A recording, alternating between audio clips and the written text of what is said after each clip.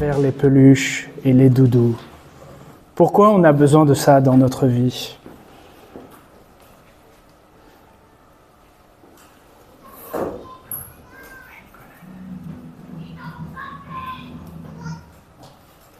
Alors, c'est en anglais dans le texte, « It's so fluffy, I'm gonna die ». « It's so fluffy ». Alors, elle utilise un mot « fluffy ». Il n'y a pas de traduction exacte en français pour « fluffy ». Ce serait quoi ? Doux, moelleux, voluptueux, moumoute. Moumoute. Je ne sais pas si c'est dans le dictionnaire, mais on va accepter moumoute. Bref, comme cette licorne dans « Moi, moche et méchant ». On a besoin de fluffy. On a besoin de fluffiness dans notre vie. On aime les pyjamas moumoute, justement, je l'ai noté. Le toucher d'une personne qu'on aime, une nuit douce. Parce que ce qui est doux, je vais prendre le mot doux pour fluffy, ce qui est doux, c'est ce qui est agréable, c'est ce qui fait du bien. Et on a besoin d'être traité avec douceur. Et c'est prouvé scientifiquement. Tout du moins, c'est ce que Emmanuel m'a dit cette semaine, en me disant, tu sais Simon, il faut 5 à 10 minutes de câlin par jour, ça produit de l'ocytocine, tu sais, l'hormone du plaisir, et puis ça peut aider pour l'accouchement. Enfin bref, on rentre pas dans les détails. En tout cas, notre corps en a besoin. Notre corps en a besoin de cette ocytocine, avec la douceur. On en a besoin aussi pour calmer notre âme, je pense. On a besoin aussi de douceur avec les autres, pour sortir des calculs toujours. Ah, il m'a dit ça, donc il faut que je réplique comme ça. Il m'a dit ça avec un peu d'agressivité, donc je vais redire ça avec de l'agressivité. Et si on rajoutait une pincée de douceur dans notre vie ? Ok, mais c'est compliqué. On n'est pas drivé pour ça, la douceur. Hein ? Surtout quand on nous fait des petites piques, notre première réaction, c'est de faire la pique en retour, violence. Mais je crois que la douceur vient de la présence de quelqu'un de doux. Il faut se mettre avec des gens doux pour devenir doux. Et gros scoop ce matin, je pense que se mettre avec Dieu, ça nous rend doux. Et comme l'a dit très justement Philippe, on commence une série de messages « Fruits de la passion ». Fruits de la passion, ce que Dieu produit en nous. Et il y a plusieurs graines, on a pris le fruit de la passion parce qu'il y a plusieurs graines, comme plusieurs aspects, plusieurs domaines. Voilà. Fruit de la passion aussi parce que ça vient de la passion de l'amour. Ça vient de cette relation aimante avec Dieu. Et la conséquence, c'est de porter des choses bonnes pour être la vitamine de ce monde. Voilà. Et on trouve ce fruit décrit dans un passage de la Bible. C'est la lettre aux Galates que Paul écrit aux habitants de Galate, aux chrétiens de Galate. Et il fait toute une liste avant de ce qu'il faut fuir.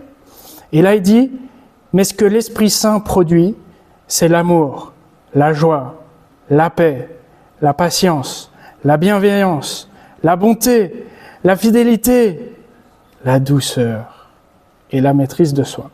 Et aujourd'hui, je vous propose de voir la douceur. On n'en parle pas beaucoup. Est-il possible d'avoir un peu de douceur dans ce monde de brutes, s'il vous plaît ? Dans notre société, on voit des affrontements, d'idées, de valeurs, merci, de situations. Et ça mène à des incompréhensions, des violences. Et rien qu'à regarder des débats ou des conversations filmées, ça part directement. C'est le choc. Il faut montrer qu'on est dur, qu'on est ferme dans ses idées, qu'on fait partie d'un côté et qu'on est prêt à le défendre. Et le film, alors là, l'image est assez choquante. Le film, une bataille après l'autre, montre un peu ce côté bipolaire, bipolarisé du monde. Et il faut le défendre avec des armes. Et elle est enceinte en même temps, donc c'est une sacrée révolutionnaire, cette dame. On voit aussi dans notre système économique. On vit dans un système économique par définition violent. Capitalisme, ce sont ceux qui font le plus de profit qui gagnent. Ce sont les meilleurs qui gagnent. Voilà, ceux qui se montrent les plus agressifs qui gagnent. Un monde où il y a peu de place pour l'être humain, le social, et il y a aussi l'individualisme aussi, ça c'est des grands thèmes. On vit l'individualisme aujourd'hui.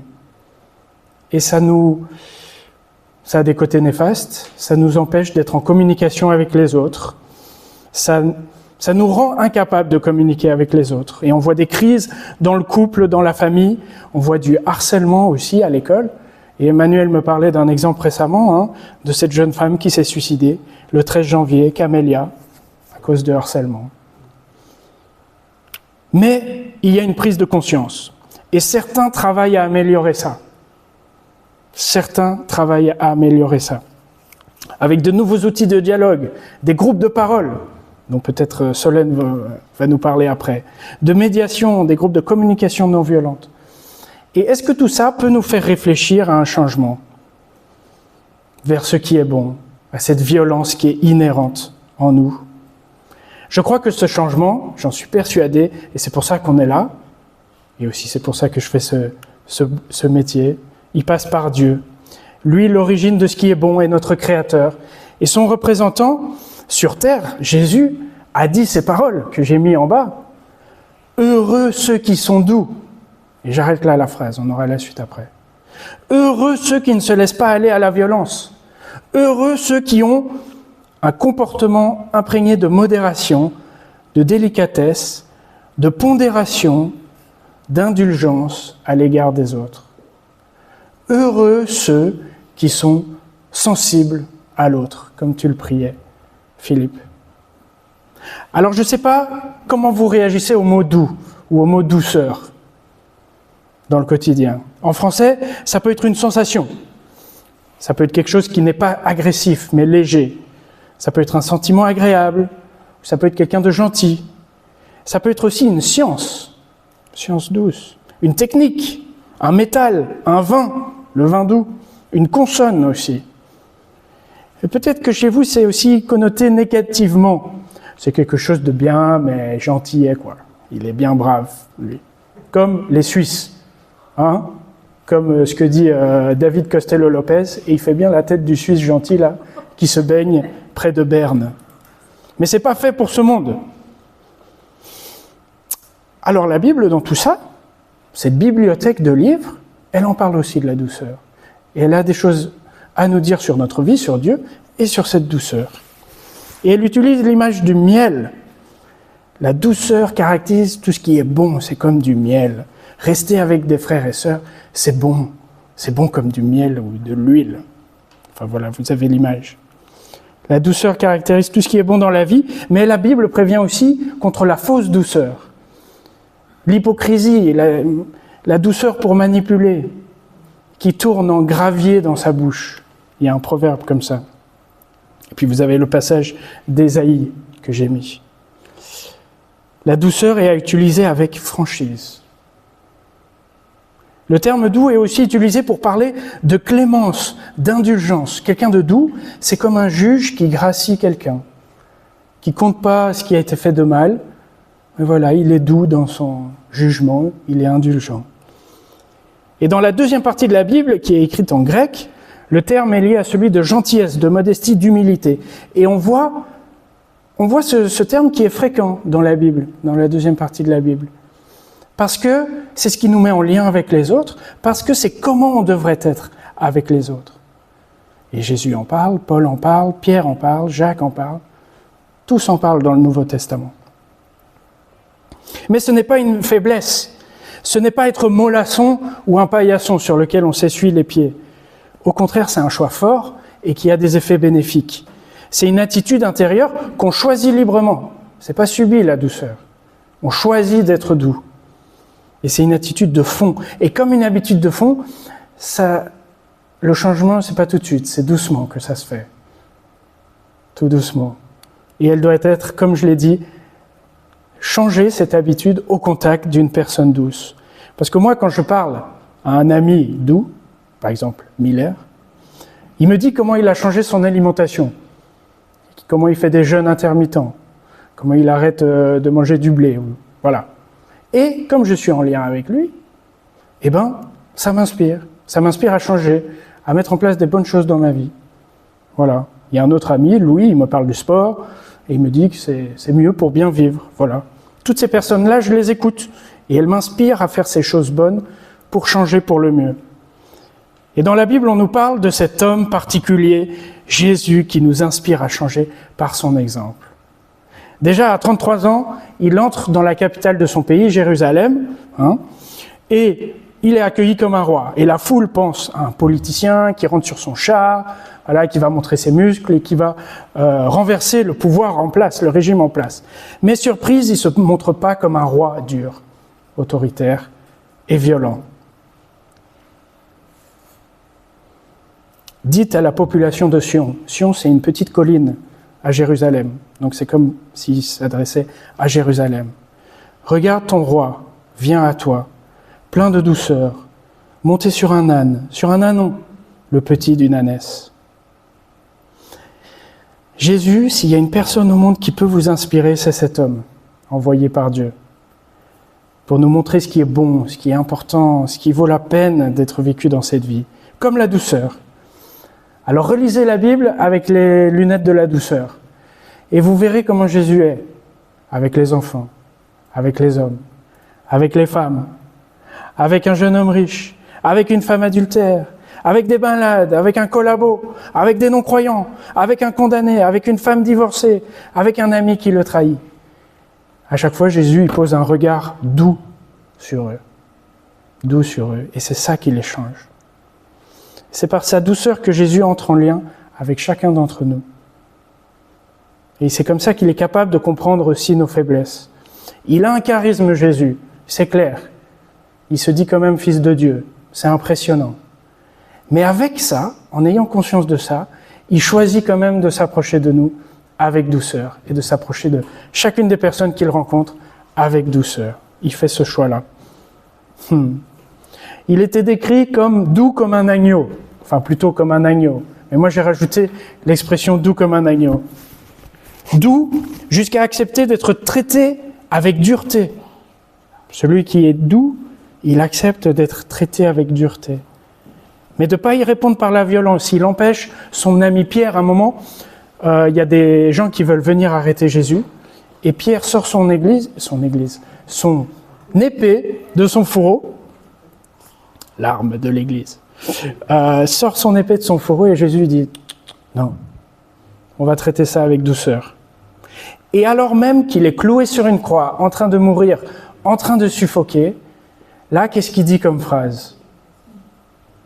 Pleine de douceur. Pardonne-leur, car ils ne savent pas ce qu'ils font. Est-ce qu'on aurait imaginé une autre phrase ? Enfin, on aurait imaginé plein d'autres phrases à dire, mais lui, il choisit celle-là. Pardonne-leur, ils ne savent pas ce qu'ils font, ce qui est en train de se passer. Jésus est un exemple de douceur persévérante jusqu'au bout. Il y a ce passage que j'aime beaucoup qui arrive, parce qu'il est doux, Jésus nous offre ce repos. Et certains voient où je veux en venir.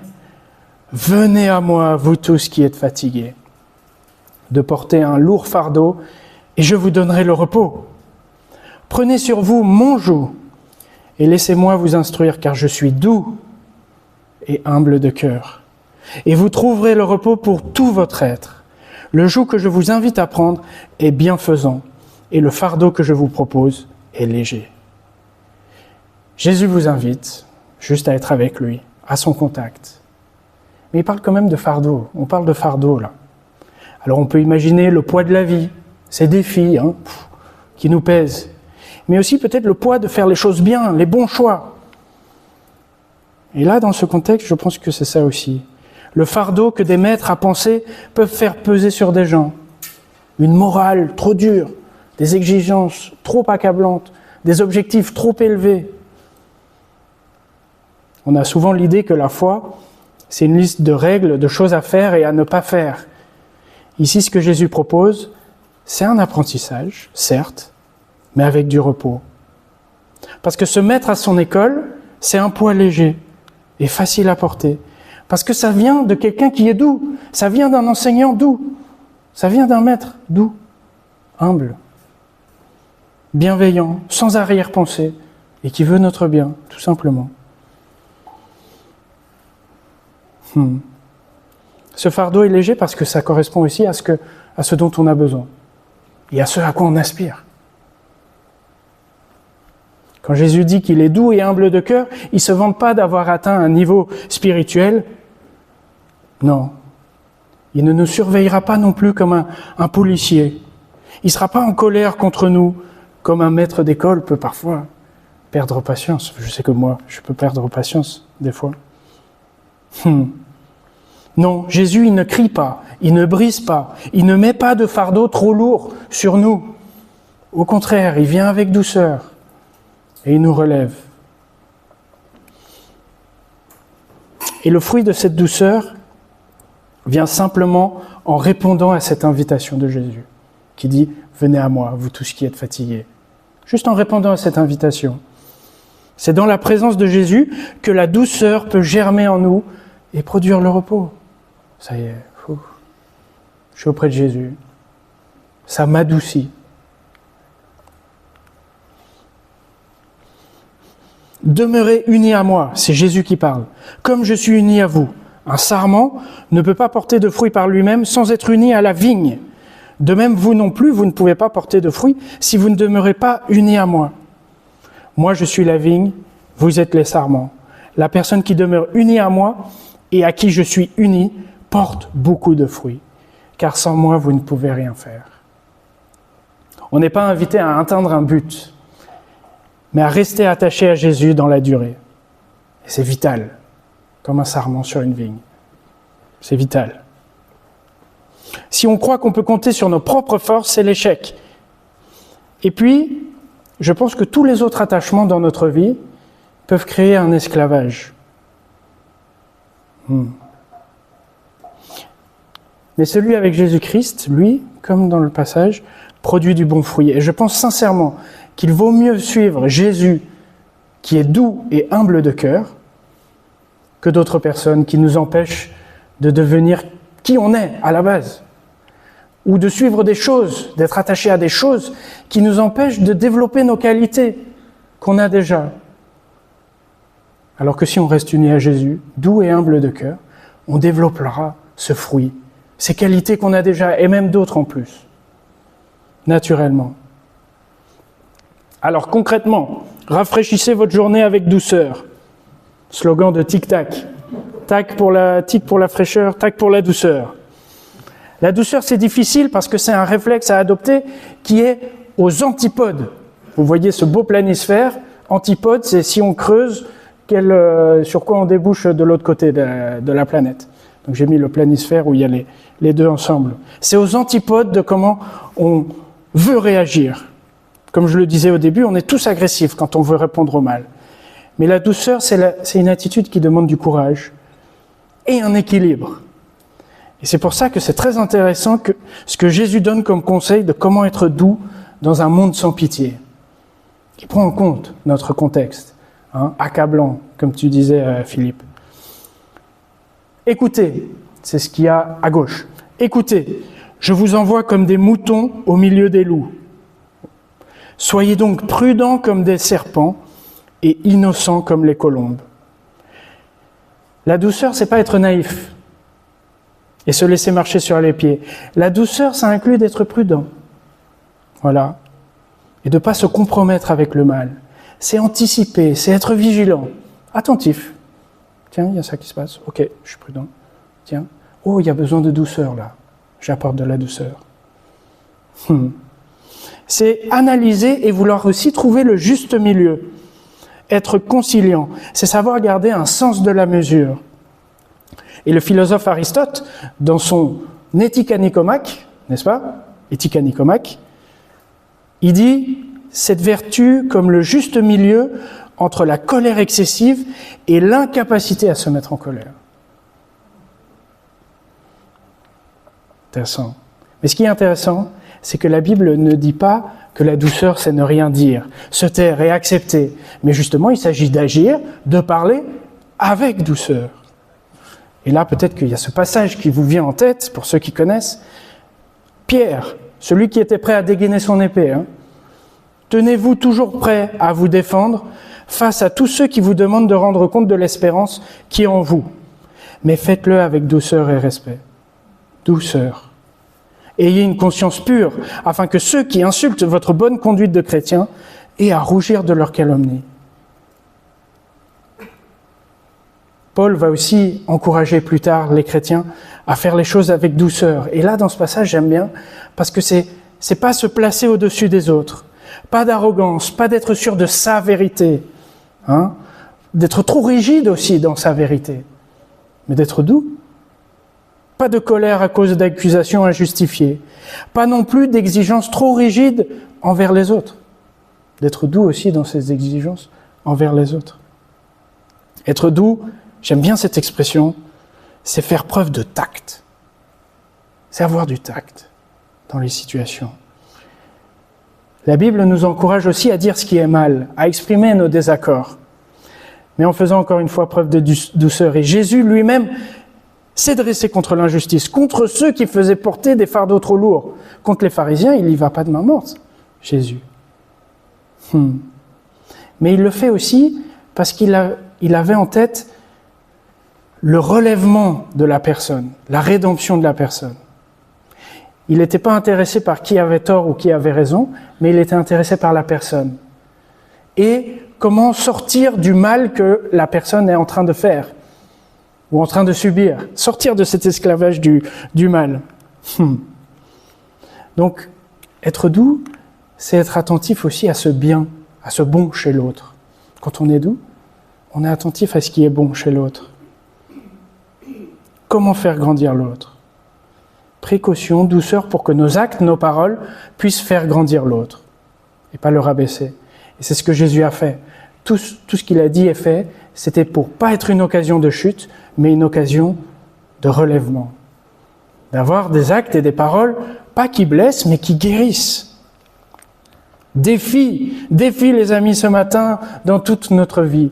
Parce que moi je pense que c'est une super réputation à avoir. Après tout ce que j'ai dit,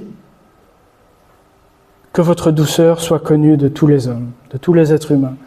Qu'on soit chacune connue pour notre douceur. Mais encore une fois, et je le répète, ça ne vient pas de nous-mêmes. Si on compte sur nos propres forces, c'est voué à l'échec, comme le passage sur les sarments et la vigne le disent. On s'épuise. Et puis quand on se force à trop être doux, c'est bizarre, non ? Enfin, je sais pas, ça perd de sa saveur un petit peu. Alors comment faire ? Il y avait un commentateur qui arrivait à expliquer. C'est quand même un processus intentionnel de discerner l'effet que Dieu veut produire en nous et choisir de le laisser agir. Choisir de le laisser... Ah, tiens, Dieu m'appelle à de la douceur là. Ok, j'y vais. Je le laisse agir en moi. Je le laisse produire ce qu'il veut produire en moi. C'est être vigilant de ne pas ajouter de l'huile sur le feu, mais de mettre de l'huile dans les roues.